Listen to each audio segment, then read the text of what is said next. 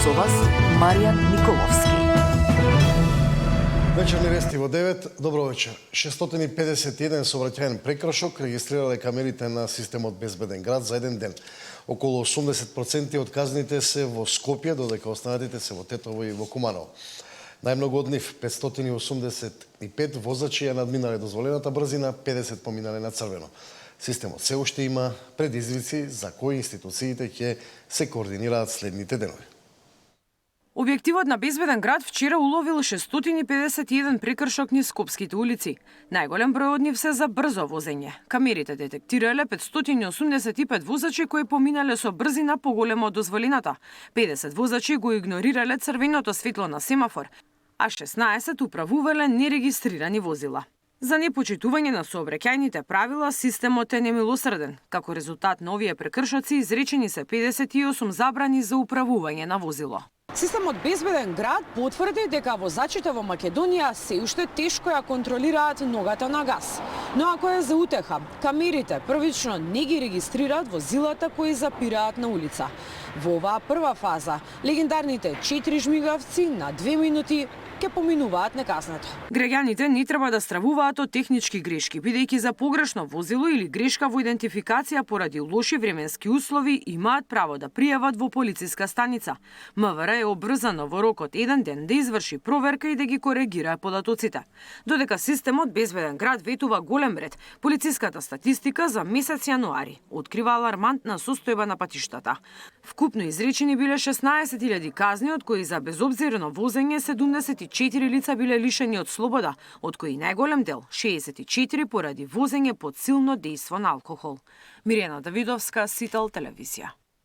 Министерот за здравство ќе формира работна група и за расчистување на дилемите со извезувањето на мозочно ткиво во САД. Министерот за здравство преку работна група ќе ги анализира сите информации за извезување на мозочно ткиво од починати граѓани во САД како дел од меѓународно истражување. Азир Алиу вели дека ќе проверуваат дали има документација од периодот кога почнал проектот во Универзитетот Колумбија и постои ли некаков меморандум за научна соработка. Административната проверка подразбира дали имало дозвола од семејствата и дали е почитувана етичката димензија, зашто и двајцата носители на проектот Алексеј Дума како тогашен директор на судска медицина и Гора Стросоклија тврдат дека се било според протоколите. Но нејасно е дали работната група ќе најде на одговори, доколку документацијата од пред 2 децении е уништена. Според соопштението што го добивме од Министерството за здравство, во тоа време обврска на медицинскиот факултет за чување на документи била 15 години, а од 2018 е променета на 25 години.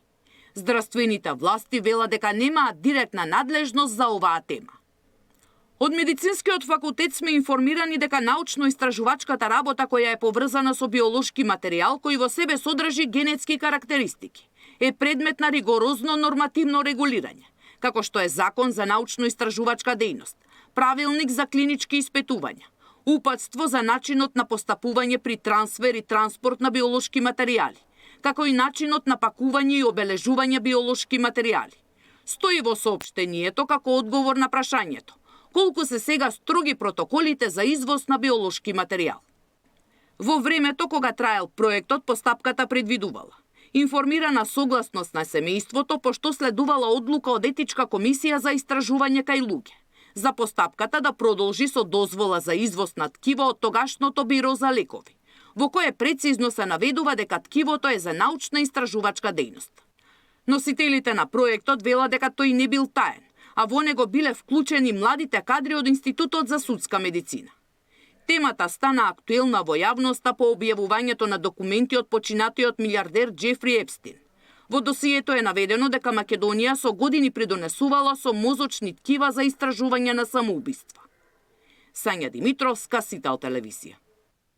Судскиот совет ќе ги проверува сите судови низ државата. Почнуваат од апелација, кривичен и граѓанскиот суд.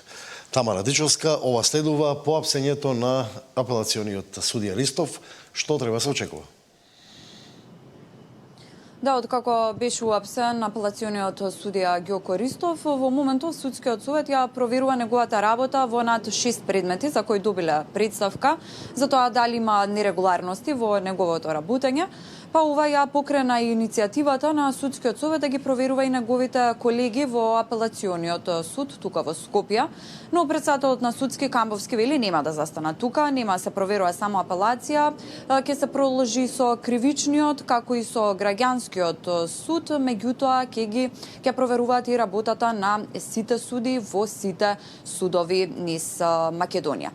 Иако тие немаат ингеренции кривично да ги гонат судиите, сепак доколку најдат некои нерегуларности во нивната работа или некаков вид на корупција, тоа ќе го пријават во обвинителството за тоа да постапи. Во продолжение да ги слушнеме и ставовите на председателот на Судскиот совет Александар Камбовски.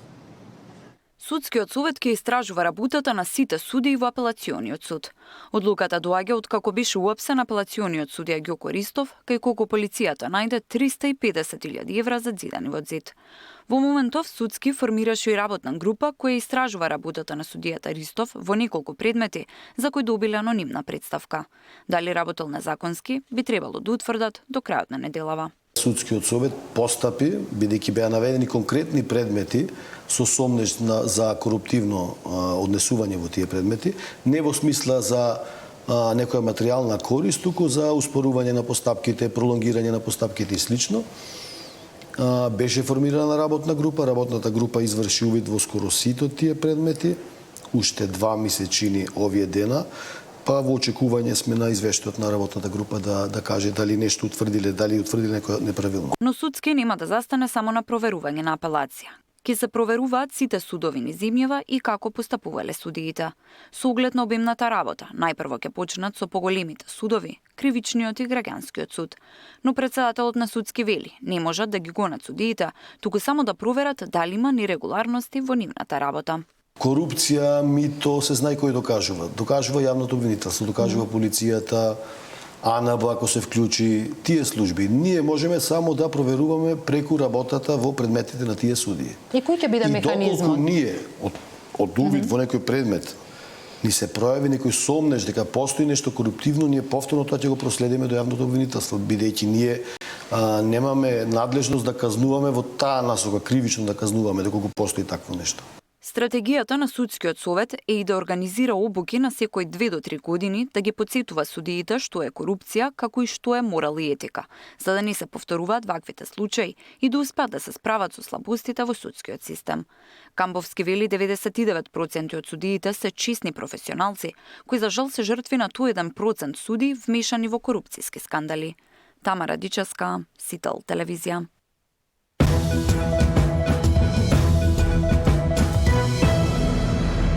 Нема конкретно решение за транспортните превозници од Западен Балкан, иако надлежните министри денеска на онлайн состанок со Европската комисија го отворија проблемот со ограничувањето на престојот во Шенген зоната. Се разгледува можноста камионџиите да бидат третирани исто како пилотите и машиновозачите. Ова им било кажано од Европската комисија на министрите од Западен Балкан на денешниот онлайн состанок. Тоа значи дека има опција и транспортерите да бидат изземени од електронскиот систем и додека работат да не им се бројат деновите како да се на шетање. На состанокот, освен министерот за транспорт Николовски, присутен бил и првиот човек на МВР Тошковски, како и заменик министерката за европски прашања Викторија Трајков. Во очекување на трајно решение, Николовски додаде дека е потребно Европската комисија реално да го идентификува проблемот со транспортниот сектор и непречениот транспортен тек и во најскоро време да имплементира соодветни мерки кои ќе обезбедат предвидливост и непречена работа на транспортните компании кои работат во меѓународниот патен сообраќај. Добра вест е и тоа што воведувањето на биометрискиот електронски систем за влез и излез од Шенген, наместо во април, се одложува за септември, што им дава дополнително време и простор и на превозниците за да работат, и на надлежните за да преговараат. Во меѓувреме се формира работна група на експертско ниво која веќе следната недела треба да се состане и да ги материализира заклучоците од денешниот состанок на високо ниво. Ова е втор состанок на оваа тема откако минатата недела во Брисел се одржала подготвителна средба со амбасадорите на Балканската шесторка. Транспортерите од Македонија, Србија, Босна и Херцеговина и Црна Гора минатата недела 4 дена ги блокираа граничните премини. Се пожалија дека правилото за престој од максимум 90 во период од 180 дена за нив не е применливо. Европската комисија усвои нова визна стратегија која остави простор за промена на ова правило за камионџиите, пошто блокадите беа отстранети. Мартин Арсов, Сител телевизија. Редиците на аеродромите и очекуваните ленти гужви на границите ја одложија целосната имплементација на новиот влезно-излезен систем на Европската Унија. Европската комисија потврдува дека земите членки и ќе имаат дополнителни, односно земите кандидати за членство ќе имаат дополнителна флексибилност и дека постепеното воведување може да се продолжи до септември. Редиците со патници на аеродромите и предстојните летни гужви по границите ја пролонгираат имплементацијата на влез-излез системот на Европската Унија до септември. Европската комисија потврди дека предвидува одредена флексибилност за земјите членки кои во периодот до крајниот рок во април нема да успеат целосно да го спроведат, оценувајќи дека воведувањето толку голем систем е сложена задача. We know that the gradual rollout runs until April. But since we hear also about concerns regarding the coming summer, there's also even flexibility inbuilt for the summer period. So member states, if needed, can always prolong this gradual rollout period until September. На терен одредени земји членки на Унијата веќе се соочуваат со големи проблеми, особено на аеродромите каде поради постапката за регистрирање во системот патниците пропуштале летови. Од премината која започна во октомври лани, проблем има и на граничните премини и на пристаништата. Во декември Меѓународниот совет на аеродроми за Европа ја повика Европската комисија итно да ги реши зголемените проблеми во имплементацијата на системот, откако времето за обработка на податоци траело и до 7 часа чекање. Според правилата, дигиталниот граничен систем на Европската Унија бара од државјаните на трети земји кои влегуваат во Шенген зоната дигитално да ги регистрираат своите лични податоци, да остават отпечатоци од прсти и слика. Овие податоци се евидентираат во база на податоци низ цела Унија, која следи кога посетителот влегува и излегува од Шенген зоната и може да ги следи луѓето што остануваат по правилото од 90 или 180 дена. Ивана Соколовиќ најдова, Сител телевизија. Од следната недела ССМ почнува со блокади, вторник пред парламентот, во четврток пред стопанските комори, а на 17 пред владата. Да покажат, за да не овозможат зголемување дополнително на инфлацијата во Македонија со енормните нивни плати, да ги намалат нивните плати за 40% само со измена на оваа одредба во законот. Колку не го направат тоа во среда, како што кажавме, ќе им собереме 10.000 потписи и ќе станеме овластен предлагач и ќе ги натераме тогаш да гласаат за или против. Ќе гласаат за себе или против работниците, или ќе гласаат за работниците, а против себе, имајќи во предвид дека потписите ќе бидат собрани за измени и дополнување на два закони. Едниот од законите е Законот за плати и други надоместоци на пратениците во собранието и други избрани именувани лица во Македонија, како и Законот за минимална плата. Во месец февруари ќе бидат извадени податоците од Државен завод за статистика, каде што ќе го гледаме како е ситуацијата и соодветно после тоа ќе постапуваме, стоиме на тој став дека немаме, од кога ние сме доаѓале, немаме донесено ниту една одлука, ниту нема да донесеме одлука каде што ќе се зголемат платите на функционерите. Секој ќе може легално да работи без да ги загуби веќе стекнатите права, како на пример пензија, социјална помош или студентски статус. Ова го предвидува новиот закон за работно ангажирање. Законот воведува флексибилни и поедноставни процедури за вработување и треба да извади над 17.000 лица од сивата зона на економијата. Овозможено е ангажирање на вработени, невработени студенти, ученици и пензионери, без губење на нивните стекнати права. Во првата фаза законот ги опфаќа дејностите каде што сивата економија е најизразена, при што се очекува формализација на околу 17.400 лица, најмногу во земјоделство, туризам, угостителство и услужните дејности. Реформата носи конкретни придобивки и за работниците и за работодавачите.